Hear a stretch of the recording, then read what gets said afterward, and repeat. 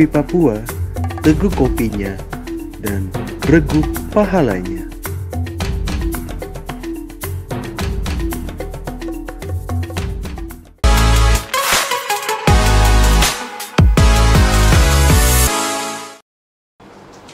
Halo Sobat Beriman, kembali lagi bersama saya Bintang di Calvary Talk, oase dari Calvary. Ya, Sobat Beriman sekalian, jangan lupa like, komen, dan subscribe serta bunyikan loncengnya ya, dari YouTube Komsos Calvary, dan jangan lupa bagikan ke Sobat Beriman lainnya. Sebentar lagi teman-teman kita dari etnis Tionghoa akan merayakan tahun baru Imlek nih. Nah, biasanya umat Katolik juga akan ikut merayakannya. Tapi apakah boleh kita merayakannya, dan bagaimana umat Katolik atau gereja Katolik merayakannya? Nah, saat ini saya sudah bersama dengan Romo V, Gongsi Pacai. Sinian Kuaile. Nah, tahu nggak artinya Sinian Kuaile? apa tuh? Sinian tuh tahun baru, Kuaile tuh bahagia, sukacita. Jadi sukacita di tahun baru. Ya, maklum saya cuma dapat sipitnya doang, nggak tahu artinya. Ya, sehat tuh di hari yang berbahagia ini. Oh, sehat dong. Sehat. Nanti Pakai bajunya merah. Oh iya, kita udah merah-merah nih. Cincinnya juga merah. Wow, ini matching. Red Borneo nih. Oh, yang ngasih orang Kalimantan nih. Oh, pas banget ya dengan Iya, warna cincin. termasuk tokoh di Calvary juga kasih saya. Makanya. Nah, di tahun baru Imlek ini kita pasti akan merayakan Ekaristi ya, Mo ya. Nah, Ya. kira-kira apa aja sih yang boleh dan tidak boleh dirayakan ketika perayaan Ekaristi di Imlek ini? Ya. Perayaan Ekaristi bernuansa Imlek. Oh, bernuansa. Iya, bernuansa Imlek untuk menyambung kebahagiaan saudara-saudari kita umat Kristiani dari suku Tionghoa. Nah, saya kira ini bukan suatu hal yang bermasalah ya. Ya, kita bisa aja kemudian turut serta merayakannya dalam konteks inkulturasi dan juga penyerapan budaya, juga kemudian penghargaan terhadap keunikan dari masing-masing suku. Bukan sesuatu hal yang bermasalah dalam gereja Katolik, itu hal yang biasa gitu ya. Jadi karena kenapa sih gereja Katolik mengakomodasi inkulturasi budaya ke dalam perayaan Ekaristi semua? Itu sudah menjadi salah satu program, bisa dikatakan demikian, dari gereja Katolik, karena Katolik sendiri kan artinya katholos, meliputi keseluruhan. Maka kita mau masuk dalam keseluruhan budaya dan peradaban, tentu dengan penekanan adat-adat dan tradisi Katolik.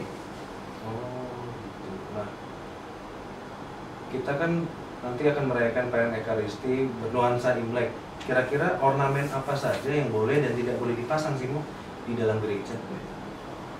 Saya kira hampir semua ornamen yang ada dalam tradisi Imlek itu bisa digunakan dalam gereja Katolik ya. Kenapa sih? Soalnya coba kita lihat tahun-tahun yang digunakan oleh orang-orang Tionghoa untuk menandai Imlek itu kan semuanya hewan-hewan ciptaan Tuhan. Tahun ini tahun kelinci yang lucu gitu kan. Kelinci ya. Tahun lalu itu kita tahun macan. Lalu tahun sebelumnya itu tahun kerbau. Itu kan semua makhluk ciptaan Tuhan. Jadi mereka hadir dalam gereja pun nggak masalah juga. Apalagi hanya gambar-gambar atau patung-patungnya, simbol-simbol dari binatang-binatang itu. Lah, orang makhluk binatang-binatangnya masuk ke dalam gereja aja, kemudian kita baptis dia. Ada contoh ya, burung yang sering masuk gereja kita baptis jadi burung gereja. Oh iya, ada namanya burung gereja. Padahal sebenarnya itu burung pipit loh. Oh, burung pipit ya, tapi kita sering sebutin burung gereja. Iya. Oke, nah ada juga gereja yang ada keuskupan nih di Surabaya yang melarang Imlek tuh. Kenapa bisa ada perbedaan gitu ya? Ya, sekali lagi ini semua kan memang tergantung dari kebijakan pemimpin gereja lokal. Pemimpin gereja lokal itu uskup. Iya.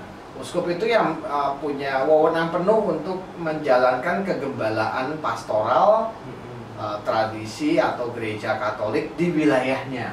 Biarkan itu menjadi kebijakan dia. Saya tidak berniat untuk mengkritisi atau kemudian mempertanyakan tentang hal itu. Kalau dia pikir baik ya sudah, kita nggak usah ikut campur di sana. Kalau kemudian ada uskup yang menerima tradisi Imlek bisa dirayakan dalam gereja, saya kira itu juga hal yang bagus ya. Kenapa tidak gitu? Tapi memang ada ungkapan gereja tuh seperti memindahkan kelenteng, jadi nuansanya seperti di kelenteng, tidak seperti gereja. Apakah benar itu adanya seperti itu ketika perayaan Imlek? Imlek itu kan satu pesta budaya, pesta budaya Tionghoa, dan memindahkan kelenteng itu sesuatu pernyataan yang keliru. Oh gitu. Kelenteng itu rumah ibadat Konghucu, Betul. bukan semata-mata budaya Tionghoa gitu. Memang kelenteng itu ada lahir dari budaya Tionghoa, tapi bahwa hal-hal yang ada di dalam kelenteng masuk ke dalam gereja itu bukan berarti rumah ibadat Tionghoa itu masuk ke dalam gereja, tidak. Apa yang ada dalam kelenteng itu ya budaya Tionghoa. Budaya Tionghoa masuk ke dalam gereja ya nggak masalah. Misalnya lampion-lampion itu ada di kelenteng, tapi itu juga ada dalam budaya Tionghoa pada umumnya. Itu adalah lentera yang biasa digunakan oleh orang-orang Tionghoa. Nggak ada masalah itu digunakan dalam gereja. Lalu bentuk arsitektur orang Tionghoa diejawantahkan dalam misa Imlek dengan atap yang melengkung-melengkung itu adalah arsitektur budaya Tionghoa, bukan arsitektur khusus rumah ibadah Tionghoa. Rumah ibadah Tionghoa dibangun berdasarkan arsitektur budaya Tionghoa. Gitu. Tapi kita kembali lagi, sebenarnya Imlek itu bagi orang Tionghoa itu apa sih maknanya? Imlek itu adalah awal musim semi dalam setiap tahunnya. Jadi ini tahun baru buat orang-orang Tionghoa, dan ini adalah awal musim semi.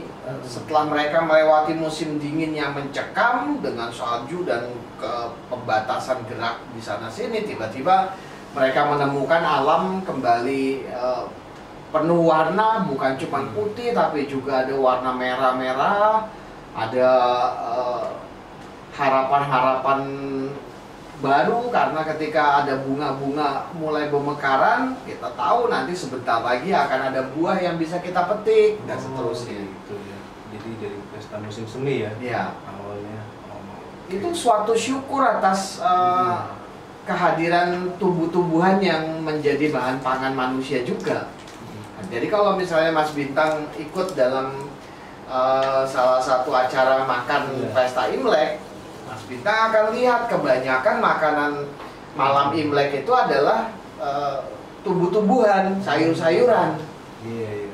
Sedikit sekali pakai daging mestinya gitu. Biasanya yang umum itu adalah tumbuh-tumbuhan, ikan sedikit gitu ya, kacang-kacangan. Ya, makanya ada juga makan mie supaya umur panjang ya, Bu ya. Ya. Gitu. Ya, kalau dari sisi liturginya gimana? Sisi liturgi kita harus tetap mengikuti tradisi gereja Katolik, tidak berubah. Tapi menggunakan lagu-lagu dengan nuansa Tionghoa kan nggak ada masalah juga. Bernuansa saja. Iya, bernuansa Tionghoa. Tapi arah dan tujuan ibadat kita kepada Allah Bapa Pencipta dan Kristus Yesus putranya. Berarti misalkan jatuh pada hari Minggu biasa, tetap liturginya menggunakan bacaan Minggu biasa, jadi tidak mengikuti Iya. itu ya, apa perayaan Imleknya ya. Iya. Nah, perubahan sedikit misalnya soal warna liturgi. Nah, warna liturgi kalau hari Minggu biasa kan hijau. Betul. Nah, Imlek itu kan nuansanya warna merah. Nah, bolehlah sekali-sekali dengan izin ordinaris wilayah uskup gitu ya. Oh, dengan izin uskup ya kita kemudian bisa menggunakan warna merah. Oh, gitu. Terima kasih. Karena bajunya juga kan nuansanya merah. Ya, jadi memang harus izin. Meskipun sebenarnya segala warna dibolehkan dalam tradisi Tahun Baru Imlek, tapi pada umumnya mereka menggunakan warna merah, warna kuning gitu ya. Tuh, oh begitu. Nah, Dan hijau juga sebetulnya bisa juga sebagai warna Imlek. Cuma pada umumnya orang pakai warna merah. Yang tidak biasa digunakan dalam perayaan Imlek itu adalah warna hitam, warna abu-abu gitu. Jadi memang untuk warna liturgi itu memang harus izin Bapak Uskup ya, Iya. untuk perubahannya. Nah, kita akan melanjutkan ya di segmen kedua, Calvary Talk, oase dari Calvary.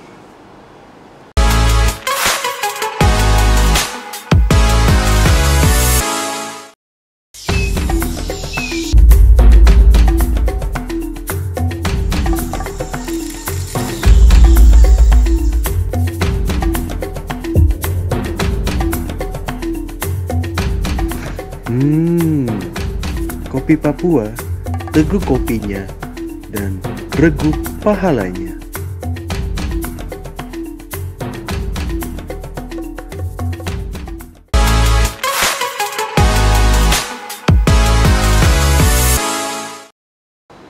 Romo, untuk adakah kiranya pesan bagi umat-umat Katolik Tionghoa dalam menyambut Tahun Baru Imlek ini? Kira-kira pesan apa yang ingin disampaikan? Ya, pesan saya, kita melihat perayaan misa dalam nuansa Imlek, menyambut Tahun Baru Imlek bagi saudara-saudari Tionghoa, itu tentunya dalam semangat Kristiani yang membawa Kristus hadir bagi keselamatan universal semua orang. Dengan perayaan ini kita mau juga ikut serta dalam kebahagiaan semua orang tanpa membeda-bedakan suku dan rasnya. Bahkan kita juga tidak membeda-bedakan agama. Kita mau menerima semua orang dalam iman Kristus. Dalam keyakinan itu kita bisa saling menyapa dan bersukacita dalam perayaan Imlek ini. Saya kira demikian. Dan dalam perayaan Imlek ini kita juga bisa mengelaborasi hal-hal baik. Misalnya nih, salah satu tradisi Imlek yang paling populer, menurut kamu apa? Tradisi bagi-bagi angpau. Nah, bagi-bagi angpau. Nah, dalam tradisi bagi-bagi angpau ini kan kita diingatkan bagaimana kemudian Tuhan Yesus selalu mengundang kita untuk berbagi kepada sesama. Jadi kita selalu akan melihat kebiasaan-kebiasaan dan tradisi-tradisi Imlek ini dalam kacamata iman Kristen, dalam kacamata iman Katolik. Itu yang kita lakukan. Sejauh ada nilai-nilai baik di sana, kita kemudian selalu elaborasi dan kembangkan. Ya, memang sangat penting sekali ya dalam perayaan Imlek ini ya, mengkaitkan dengan iman Kristiani kita ya. Nah, teman-teman, terima kasih sudah menyaksikan Calvary Talk edisi kali ini. Jangan lupa like, komen, dan subscribe, dan bunyikan lonceng di kanal YouTube Komsos Calvary untuk dapatkan konten-konten yang menarik lainnya. Terima kasih sudah menonton Calvary Talk, oase dari Calvary.